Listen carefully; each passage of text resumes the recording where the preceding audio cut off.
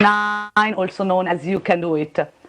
The petition was officially submitted on the 24th of March 2020. 70,000 people from all EU countries signed it. Mayors of cities from the Mediterranean to Transylvania signed it. Palermo, Porto, Krakow, Cluj, Siesn, Excel, Bitonto. Together with several civil society organizations, I also speak on their behalf. You can see some of these European citizen faces in the link to the face petition that we sent you yesterday. These are citizens who put their trust in the institution you represent in one of the darkest moments of recent European history, a moment that can become a leap forward for the future of Europe. I'm here, or I'd rather say we are here, with trust and respect to reinforce your role as the most open and transparent parliament in Europe. So open and transparent that our citizens can sit here at the heart of European democracy to ask you to accelerate the potential of the role of initiative that Parliament can play for this crisis and for future crises. Over these last very difficult months, different countries have responded in different ways to the sanitary emergency with different outcomes. We believe that the EU should work for a future in which she, as a whole, has a leading role in multilateral decision-making. I will present the content of the petition, but I will also ask you for an active role in promoting a follow-up through a parliamentary initiative.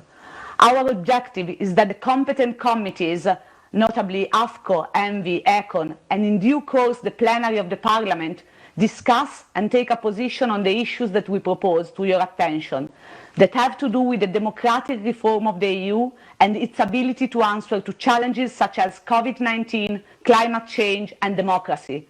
We believe that the European Parliament needs to take a much more visible and leadership role in this discussion that is directly affecting all of us. And of course the Commission should also be involved in this discussion. We are very keen that the European Parliament opens a public and participatory discussion on the consequences of COVID-19, on the composition and agenda of the Conference on the Future of Europe, in order to include issues concerning the reform of the treaties and to allow a large participation of citizens, also by using new methods and technologies. When we launched the petition, we focused on 5 essential pillars that we thought are essential for a reform of the European Union. If COVID-19 taught us something, it is that collaboration and cooperation are the keywords for a management of fragilities and emergencies that doesn't leave anyone behind. Not a Hungarian or Polish citizen losing her democratic rights, nor a person from any other member state losing her health, her job, her safety. Cooperation, collaboration. The proposals put forward in our petition are also intended to urge the EU to come to the rescue of those international organizations and treaty bodies that are under attack, starting from the World Health Organization, which needs resources and structural reforms not to be dismantled. The petition asks you to go ahead with the organization of the Conference on the Future of Europe. It might seem counterintuitive, but if we don't use this opportunity to build upon the relationship of trust between citizens and institutions, we might not have another chance to be Europeans. Today is the coronavirus, tomorrow, or rather yesterday, it will be ice caps shrinking, deserts expanding, ocean levels rising and species disappearing. Each of these realities has a structural impact of the ecosystem in which we live.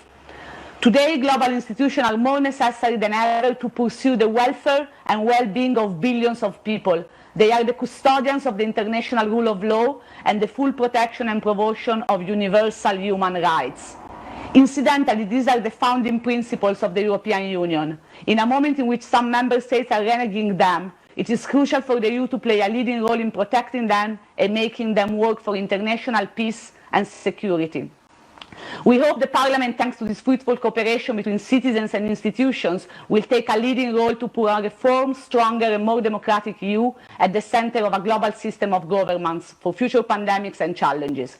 A parliamentary resolution in this direction will be of utmost importance, and a parliamentary resolution that blossoms from the dialogue between the Parliament and its citizens can be historical. EU can do it, EU should do it. Thank you for this opportunity.